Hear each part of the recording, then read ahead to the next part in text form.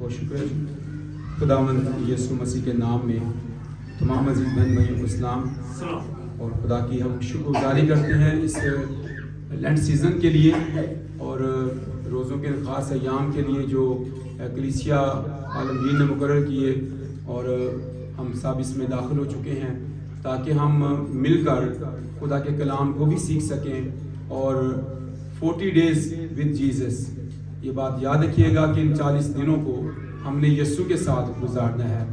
آئیے مقدس کلام میں سے رہنمائی لیں، پھر ہم آگے بڑھ کر چند باتیں اور بھی سیکھ لیں گے۔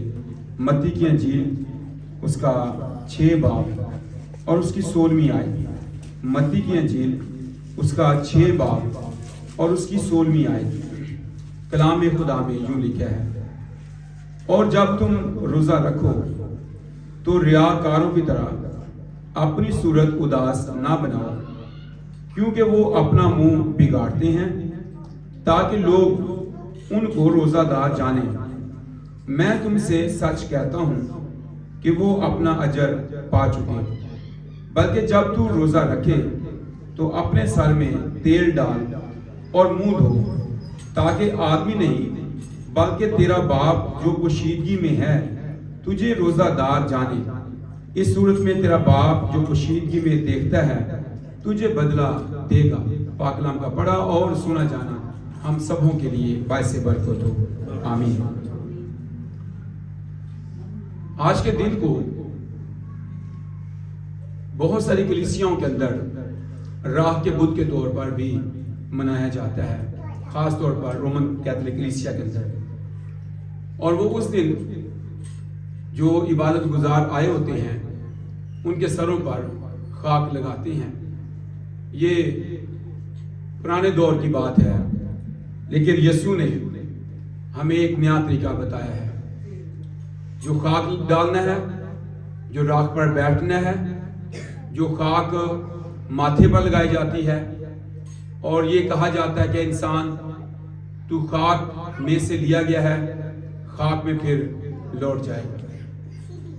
ظاہری طور پر تو اس کو توبہ کی علامت ہی کہا جاتا ہے۔ ظاہری طور پر تو یہ کہا جاتا ہے کہ انسان کیونکہ خاکی ہے اور وہ خاک میں لوٹ جائے گا، اسے آج کے دن کے حوالے سے یاد دلایا جاتا ہے۔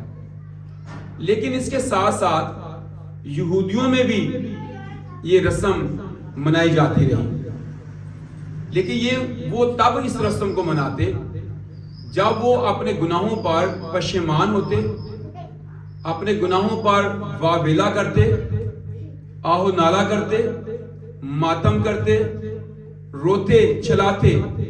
وہ محسوس کرتے کہ اب ہمیں توبہ کی ضرورت ہے، ہمارے خلاف خدا کا بھی ہاتھ ہے اور ہم زمین پر بھی تتر بتر ہیں، زمین پر بھی ہم خانہ خراب ہو رہے ہیں۔ تو پھر یہودی لوگ جو ہیں وہ خاص طور پر ایسی حالت اپنی بناتے جس میں وہ اپنے سر میں خاک بھی ڈالتے، لیکن اس کے ساتھ ایک کام اور بھی وہ کرتے، وہ اپنے کپڑے اتار دیتے اور پھر اس کے اوپر ٹاٹ پہن لیتے تھے۔ اور یہ 2-3 جگہوں پر میں اب آپ کو بتاؤں گا جہاں پر ایسی سچویشن ہوئی اور لوگوں نے اپنے سروں میں خاک ڈالے اور پھر ٹاٹ بھی اوڑا۔ نمبر 1 پر نینوا کے لوگ، وہاں پر جب یونا نے جا کر منادی کی تو منادی کے الفاظ بڑے دلچسپ ہیں کہ 40 روز کے بعد نینوا برباد ہو جائے گا، یعنی موت آ جائے گی، خاتمہ ہو جائے گا۔ جب یہ بات انہوں نے سنی تو انہیں محسوس ہوا کہ موت ہمارے سروں پر آ چکی ہے، اور وہ خدا کے سامنے گریہ زاری کرنے لگ گئے۔ اور کلام میں لکھا کہ انہوں نے اپنے سر میں خاک ڈالی، راکھ ڈالی اور اپنے بدن پر ٹاٹ اوڑا۔ بادشاہ نے بھی اپنا شاہی لباس اتار دیا اور وہ بھی خاک پر بیٹھ گیا، اور اعلان کیا گیا کہ کوئی انسان اور رحمان گلہ یا رما کچھ نہ چکھے، نہ کھائے نہ پیے۔ اور دوسری بات ہم دیکھتے ہیں خدا کے کلام کے اندر مردگی، یعنی آسر کی کتاب کے اندر مردگی جو ہے اس نے اپنے سر میں خاک ڈالی اور وہ جو ہے اپنے بدن پر اس نے ٹاٹ اوڑھ دیا اور یہ تب ہوا جب حمان نے پوری یہودی قوم کے قتل کا حکم دے دیا ایک ہی دن کے اندر، کہ جہاں جہاں بھی اکسویریس بادشاہ کے 127 صوبوں کے اندر یہودی جہاں بھی رہتے ہیں ان کو ایک ہی دن کے اندر قتل کر دیا جائے۔ جب یہ پروانے نکلے، جب یہ نوٹیفیکیشن جاری ہوئے، تو پھر خدا کا کلام کہتا ہے آسائی کی کتاب میں کہ مردگی جو ہے وہ شاہی محل کے سامنے بھی آیا، اس نے اپنے سر میں خاک ڈالی ہوئی تھی، اس نے اپنے بدن پر ٹاٹ اوڑھا ہوا تھا اور وہ ماتم کر رہا تھا۔ ماتم کی وجہ ہلاکت تھی، اور خدا کا کلام کہتا ہے کہ وہ ایسی ماتم والی حالت میں وہ تھا۔ اور بھی بے شمار لوگ، نہمیہ کی بات ہم کر دیں، نہمیہ اس کا پہلے باب کے اندر، نہمیہ جب اس نے ان لوگوں سے جو اسیری سے بچ گئے تھے، یروشلم کے بارے میں جو خدا کا شہر ہے، داؤد بادشاہ کا تخت وہاں پہ ہے، اس کا حال دریافت کیا، تو پتہ چلا کہ یروشلم کے پھاٹک جل چکے ہیں، اور وہاں کے لوگ جو وہاں رہ رہے ہیں وہ بڑی مشکل حالت کے اندر ہیں، اور وہاں پر فصیل بھی گر چکی ہے۔ تو کلام خدا میں لکھا ہے کہ جب نہمیہ نے یہ ساری صورتحال سنی تو کہتا ہے کہ میں نے خدا کے حضور روزہ رکھا، میں گریہ ساری کرتا رہا، میں ماتم کرتا رہا، اور میں خاک اور راکھ پر بیٹھ گیا۔ سو یہ ایک حالت ہے کلیسیا کے اندر، اس کو بہت سارے لوگ، میں نے کہا مختلف کلیسیاں اس کو مناتی ہیں، خاک ڈالتی ہیں، لیکن ہمارے یسوع نے ہمیں کلام میں کچھ فرق کہا ہے، ہم اس پر عمل کریں گے۔ یہ میں نے اس لیے بتایا تاکہ ہمیں معلوم ہو۔ 325 میں جب نکایا کی کونسل نے اس بات پر متفق ہوئے کہ مسیح کے ساتھ دکھوں میں شریک ہونے کے لیے ایماندار کو کیسا وقت گزارنا چاہیے، اس کا مطلب یہ نہیں ہے کہ اس سے پہلے جو شاگرد تھے یا یسوع کے رسول تھے یا یسوع کے جو فالوور تھے وہ روزہ نہیں رکھتے تھے، روزہ تو وہ رکھتے تھے، لیکن اب ایک ایسی سچویشن کے بارے میں فیصلہ کیا گیا نکایا کی کونسل میں جو 325 عیسوی میں کی گئی، اس میں یہ کہا گیا کہ یسوع کے 40 روزوں جو اس نے فاقہ کیا ہے اس سے ریلیٹڈ کلیسیا کے اندر بھی 40 دنوں کے روزوں کے ایام مقرر کیے جائیں، اور اس کے بعد عید قیامت المسیح ہو، تاکہ ایماندار جو ہے وہ اپنی زندگی کے اندر یہ جو روزے ہیں یہ دراصل توبہ کی علامت ہے۔ روزہ اس وقت بھی رکھا جاتا جب کوئی نیا ایماندار کلیسیا میں شامل ہوتا، جب کوئی گنہگار شخص مسیح کو اپنا دل، اپنی زندگی دیتا، تو وہ ان 40 ڈیز کے اندر وہ روزے بھی رکھتے، کلیسیا بھی ان کے ساتھ روز رکھتی، وہ ایمان میں پکے بھی ہوتے، وہ کلام کی تعلیم بھی حاصل کرتے، اور ساتھ ساتھ وہ مسیح کے ساتھ وقت گزار کر مسیح کے دکھوں کو اپنے اندر فیل کرتے کہ میرے جو دکھ یسوع نے اٹھائے تھے وہ کیسے دکھ تھے، وہ بھوک اور پیاس پر، وہ جسم کی خواہش پر، وہ آنکھ کی خواہش پر غالب آتے۔